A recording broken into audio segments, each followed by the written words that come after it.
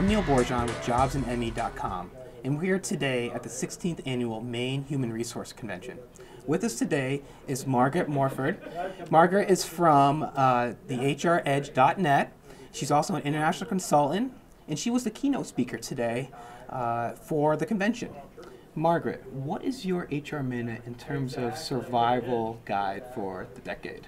We talked in the opening about trends and things that are coming about demographically in this country and in the world that are going to really affect how you manage talent, what goes on in human resources, and the days of managing human resources year to year are gone.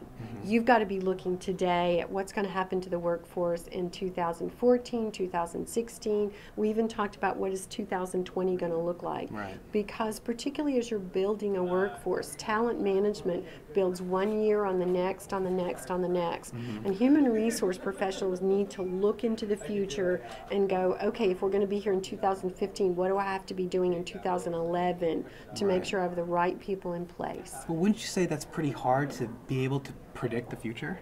How can you guys really go into saying, like, oh, this is what we have to do in order to be at this point in, say, what, 2015? Right? Well, I think you look at what are the trends, not the surveys, because the surveys are never going to tell you. They'll tell you what people think are going to happen, but you got to actually look at the underlying trends. For instance, one of the things I shared with the group today that seemed to stun everybody is that the average retirement age in this country is 59 years old.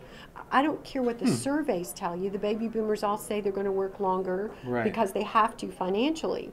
But think about how many people have to retire in their early 50s to drive our retirement age to 59. And the people that retire in their early 50s are not people who have struck it rich and can get out of the workforce. Those people are so small.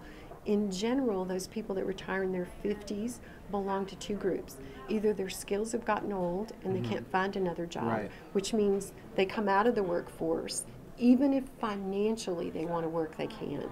Or people whose health hasn't held up and they have to get out of the workforce. We're already seeing that with nurses and welders and master mechanics. All of these are highly physical jobs. And so people don't last into their mid-60s. No, but it demands a lot. Exactly.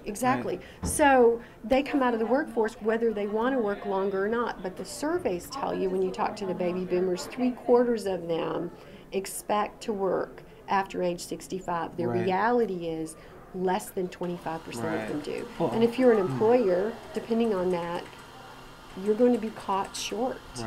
Well, how is the younger generation affecting this trend now? Say, for instance, it's my generation, and I'm on the cusp of X and Y, so it's a little...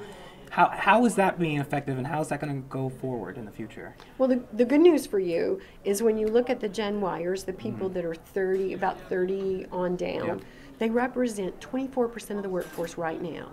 When you look 3 years from now, you're going to represent 36% of the workforce. Look how fast that ramps up.